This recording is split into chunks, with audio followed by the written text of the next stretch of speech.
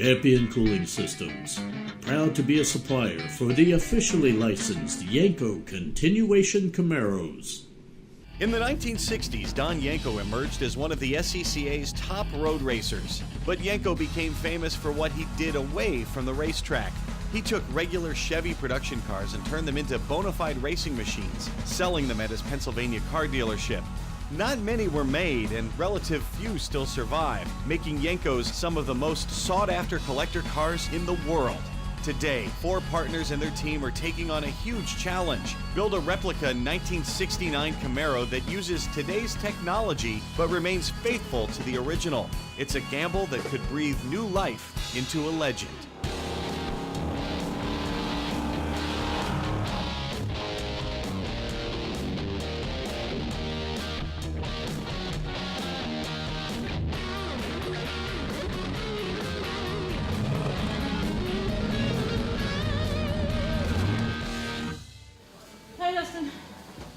Mr. Girl, you brought my PPS cups. Thank you, because I need those really, really bad. PPS cups are an all-in-one solution for measuring, mixing, filtering, and spraying paint. Last time we saw Dustin and Brandon cover this Camaro in authentic Daytona yellow. They finished the final coat, but there's not enough clear coat on hand. And of course, that means another trip next door for David. Oscar. Dave. Okay, we're a gallon short on clear. Can I get some 72 500S? Glamour cleared. So with that, we've got 3 clears, 2 activators. Think that's enough? Should be enough. Talking about Dustin. We are talking about Dustin. Thanks, sir. Once David gets back to the shop, the paint guys can get back to work. The clear coat serves 2 purposes. It adds depth to the car's color, and more important, it protects the paint from the elements, from dirt to the sun's UV rays. The paintwork is finished, so the next stage is up to the shop's ace mechanics. When you're building cars versus just paint and body, you've got to step up and do a few things like mechanical, like interior. So a while back, we hired Richard and Omar, brought them in, and on these builds, you get to the point where you've got to do wiring, plumbing, and mechanical. Hey, Richard, where may I help you today? Omar! You know, normally, coffee, guys, coffee. Wake up. Martin is not only the body man, but he's the head of quality control at Brand New Muscle Car. So today we'll put the headers on first, then we'll put the separator plate on, then the flywheel, then the clutch, then the bell housing, and then we'll put the motor in, put the transmission in so we can mark the floor. Oh, that one is another, yeah. So we can cut the hole in the floor and then hook up our electrics, hook up our fuel, and try to see if that, okay. I think a lot of people don't understand what's really involved in restoring, or like what we do, build a car brand new. These are our American Racing 2-inch headers. This all-aluminum ZL1 engine has head studs, and they stick up a little bit higher than a normal head bolt would. Like right here, with the header on and these head bolt studs, there's not enough room. So I had to clearance the bottom of it so we can get the bolts in. We'll pull the header back away, slide the head gasket into place. All right, on to the other side. Same operation on this side, just no dipstick tube. Is there something special for that one? Because more clearance for the headers? Because you see the headers is big. Yeah, well, we wound up having to clearance 1 tube on it. Oh yeah? We may have to wind up moving it some more. I just took a guess at it for now, but we'll know more once we get it inside the car. One of the great things about Richard is he's kind of like a professor. He literally, if you ask him what time it is, he'll tell you how to make the watch, which sometimes drives me nuts, but sometimes I love it. It is great info. What's really cool is when customers come in and they say, you know, I think I want fuel injection. Why do I want fuel injection, Richard? Boom, there's a class on fuel injection. Next, it's time for the crew to mate the hydraulic clutch to the engine. Your hydraulic clutch only moves in and out a certain distance. This is where the bearing rides. If the distance between here and here is too great, the hydraulic throwout bearing can't depress these fingers. And putting it together the way we have it, we're a little over spec. We're at 0.65, and we need to be at 0.25. So we need to add a different shim. This is the one we have. If we get this cup, that gives us a 0.85 difference. If we take 0.85 minus the 0.65, that puts us at 0.200. These are 0.15 each. So that's kind of like right in the middle of the range. So basically when we put it together, in theory, this will be the distance between here and here. We only have 250 thousandths play, and that's the difference between making a hydraulic clutch work right and one that doesn't work right. So we'll have to get the optional cup, and then we'll be in spec, clutch will work like it's supposed to. Coming up, This is the part that saves your ankles if your clutch ever goes bad. and we get a look at an authentic Yenko Camaro with a truly unique history.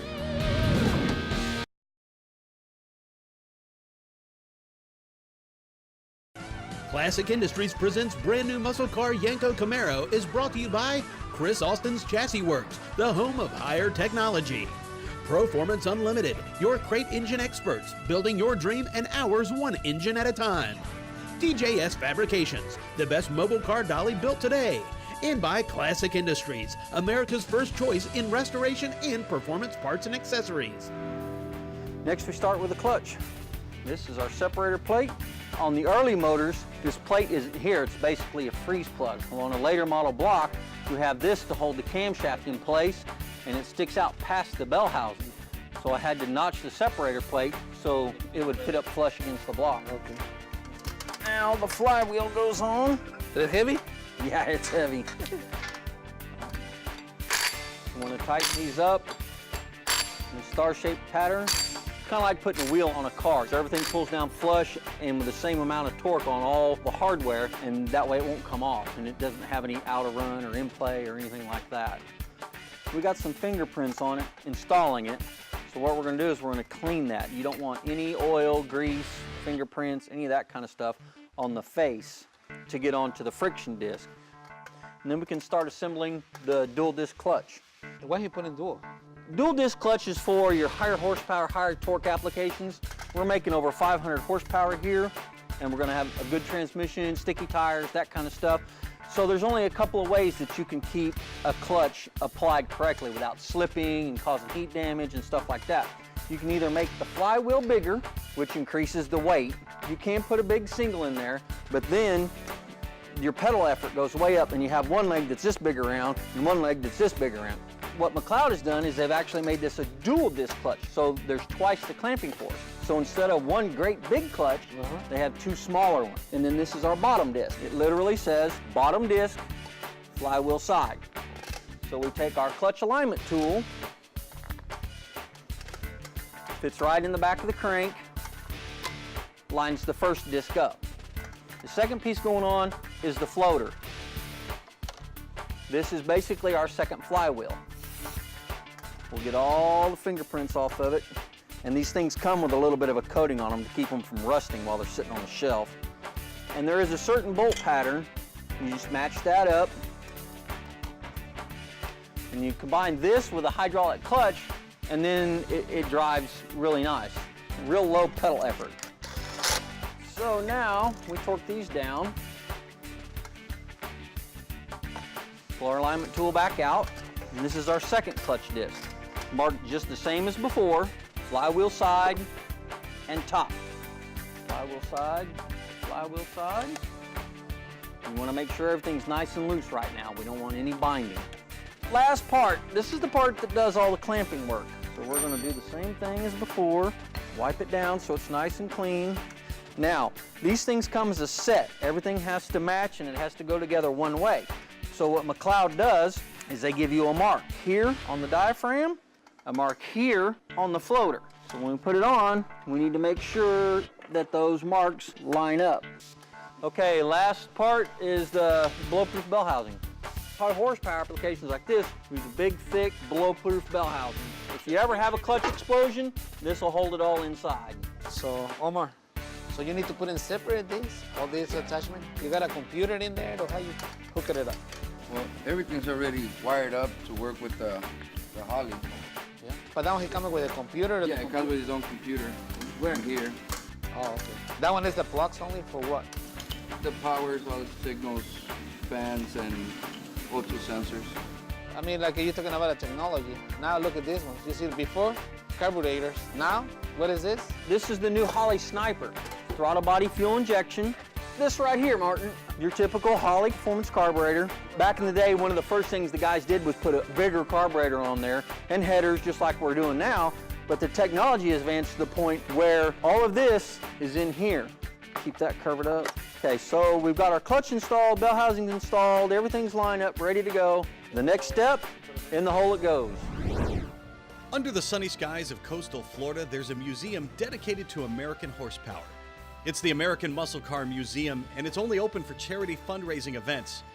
The $40 million collection belongs to Mark Pylock, and one of his Yenko Camaros once belonged to professional wrestling superstar and car collector Bill Goldberg. It's the subject of this week's Yenko Collector's Spotlight. Today we have a 1968 Chevrolet Yenko Camaro here. In the first batch of 20, this is number 5 out of it in the Grotto Blue.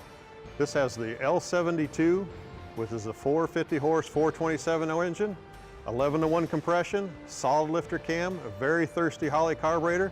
This is backed into an M21 4-speed transmission, 12-volt positive traction with a 410 gear ratio. This is fully maintained. We have a maintenance program for all the cars in the museum. We keep them up to running order, we keep them tuned, and we make sure they're good to go.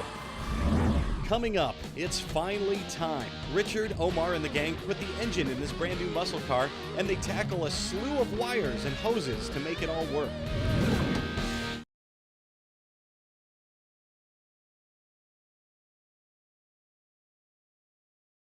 Photos and documents shown on brand new muscle car Yenko Camaro, courtesy of Mark Gillespie. For even more about Don Yenko and the supercars that made his dealership famous, look online for the Yenko era and the Yenko era continued, Cannonsburg and beyond. Here in Tulsa, the first officially licensed 69 Yenko Camaro in 50 years is taking shape. Before we put the engine in, we got everything out of the way. Typically on your big block Camaros, Chevelles, Novas, with the great big aluminum valve covers like that, the power brake booster normally sits here. Well, we removed that for now. Instead of running an 11-inch power brake booster, we had to step down to a 9-inch to make room. So we pulled all that out of the way for right now because we need as much room as we can possibly get to get that big motor with those big valve covers and those big headers all in at the same time. All right, come on in. Restoring cars I've done before, build one from a brand new shell is something different. There's literally 10,000 parts, nuts, bolts, wire clips. And what we have to do is we have to get these under the firewall. And if you have guys working around you that everybody is on the same page and everybody wants to get the same thing done at the same time, it tends to make a chaotic situation run a little smoother. Tilt it a little bit, Omar. Come on, Omar. You can do it, Omar. Still too high for me. You got your exercise for the whole year now. Yeah. Yep, we can come down a little bit. Right there, right there. It takes a lot of patience with each other because everybody gets frustrated, and most of the guys around here, you know, we might get frustrated, we might get angry, but it's kind of like water, just rolls off. I mean, in 10 minutes, you're back to being best buddies, but it's got to be that way.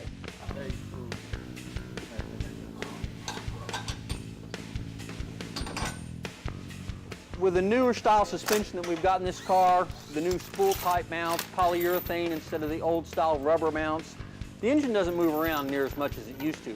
Back in '69 with a big block in this car, when it was all bolted together with the old biscuit style mounts, these engines made so much power that it would actually break the mounts. On the torque, especially with these big blocks making a lot of horsepower, when they accelerate, they tend to torque over, they'll move. Well, with these new style mounts, you don't have to worry about that near as much. And it still dampens the vibration enough that it's comfortable to drive. If you've ever driven a car with solid steel mounts, you'll know what I mean. There's so much vibration, you can't hear the radio, your teeth chatter all the time. These mounts are a good happy medium. They're twice as strong, they still dampen vibration, they don't let the engine move around near as much, so you can run tighter clearances on like the frame and your headers and on the firewall clearance. You don't have to worry about that near as much as you used to have to. Maybe not nearly as much, but clearances can still sometimes be an issue. In this case, with the transmission. These things fit really, really snug, especially when they're new.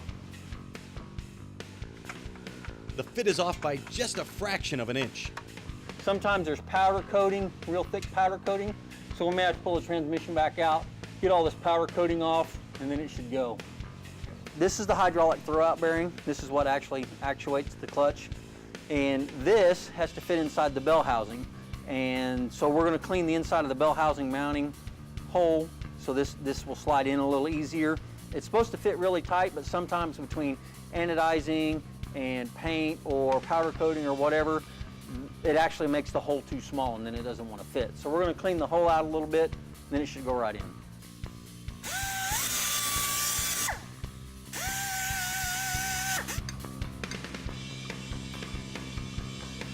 Okay, we're right there. Everybody hold your tongue out. Yep, that's it. So it looks like our hole needs to be about right. Okay, you want me to do the same diameter as this one right here? Yeah. Yeah? Okay. So you want me to do that right there, right? Yep. Bodyman Martin steps in to cut a hole in the floor to accommodate the shifter.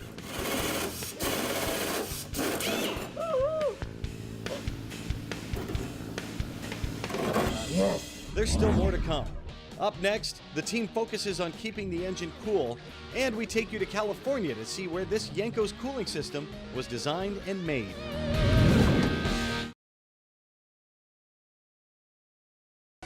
Classic Industries presents brand new muscle car Yenko Camaro is brought to you by Exalta Coating Systems. We paint winners. Scoggin Diggy Parts Center, your source for custom built street to strip power. Clamp Tight, the clamp making tool. And by brand new muscle car, building yesterday's dream cars today. Welcome back to Tulsa. Keeping this 600 horsepower engine cool is critical. That's why the team at Brand New Muscle Car turned to Champion Cooling in California. The cool thing about Champion Cooling is they literally not only have a cooling solution for pretty much everything, they will make anything. And in our business, where we're building custom cars and we're storing all kinds of wild stuff, we can call them, give them the dimensions, and they'll make us a cooling system. And it'll be just as high quality and work just as well as their off-the-shelf stuff for Ford, Chevy, Chrysler, you name it. Their service is off the charts, people are great, they're just fantastic. Champion Cooling Systems was founded on the principle that we needed an affordable radiator and you couldn't find it anywhere, and that spawned the entire business. We've been in business about a decade, making aluminum radiators for classic cars and trucks dating back nearly 100 years. Our radiators are affordable, so the guy that's the do-it-yourselfer, the guy that wants to work on his own car at home, that can't afford necessarily to go out to a shop to pay the big money, he can buy our radiator, spend a couple $100, get a nice affordable aluminum radiator, and it's guaranteed for life. A lot of times we get customers that say, well, I can go out to Amazon or I can go out to eBay and I can buy a radiator for about $170. The problem with that is they're just a universal radiator, so they're not going to mount into your car the way ours will. Ultimately, you're going to be spending a lot more money, so when you start adding up the price of the radiator, the time you spend building the brackets, the hardware, adding the fans, adding the relay kits, you're going to be spending a lot more money. We can provide a package that's affordable. One of our typical customers is somebody that's trying to find a radiator for their car. They can't find it anywhere, so if they want to take it to a shop and get it recored, they're looking at a few $100s. We've had people come in and say it's $900 to rebuild my original radiator. So what we can do is, if we don't have one that's going to be a direct bolt into their car, we can create a radiator that's going to fit into their car. We want our customers to know that they've got a quality product, so we make sure that the materials are up to our standards. If it's not, we might have to start all over again. But it's very important to us because it matters to us what our customers think. We have a lot of people that will speak highly of our radiators because they have them in their cars and they know that they work. So if you come to us as a customer, we're going to treat you like a customer for life. You're not a number, you're not somebody that comes in, we sell you a radiator, you go away. We have that lifetime warranty, so if you have any problems or any concerns about your radiator, you come back and you talk to us and our sales staff will take care of you. Without our customers, we wouldn't be here. You're not a number, you are the reason we are in business.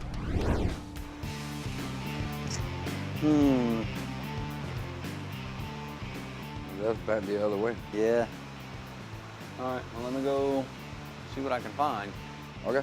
Every car gives you a different problem to solve. Most of it is you just have to be willing to adapt. If you run into a hard stop on a part, You either go down to the parts store, you went down to O'Reilly's, or you dig out the parts catalog, or in some instances, you have to make it.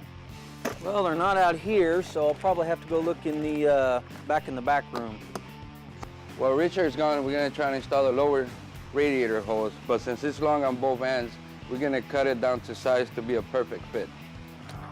Let's see. If we have one, it's gonna be in here.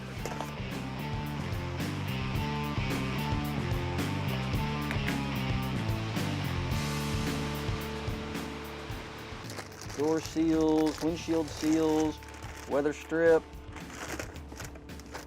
No radiator hose.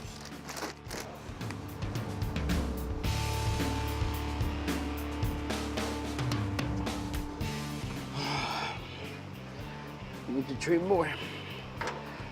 Hey, David. What's up? Radiator hose number 1 does not work. It's close, but it's not going to work, so I'm going to go and see if I can find the correct one. Well, the first one never fits, right? No, they never fit right. Okay, I'm going to go down to O'Reilly's and see if I can get the right one and make it work. All right, man.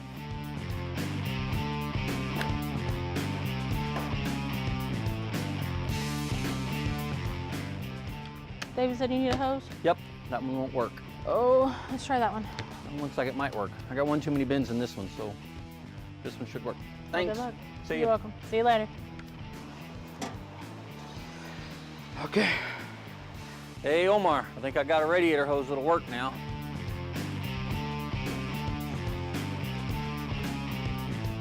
Right around the alternator. Good job. Next week, I got saying it won't start on the first one. It will start.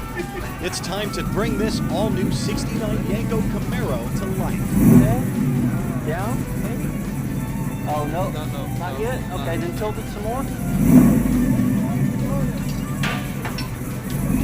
Did you break Wait. Tony, come on. Hey, I mean, let me see. Right over here behind me. Oh, man. Look at this.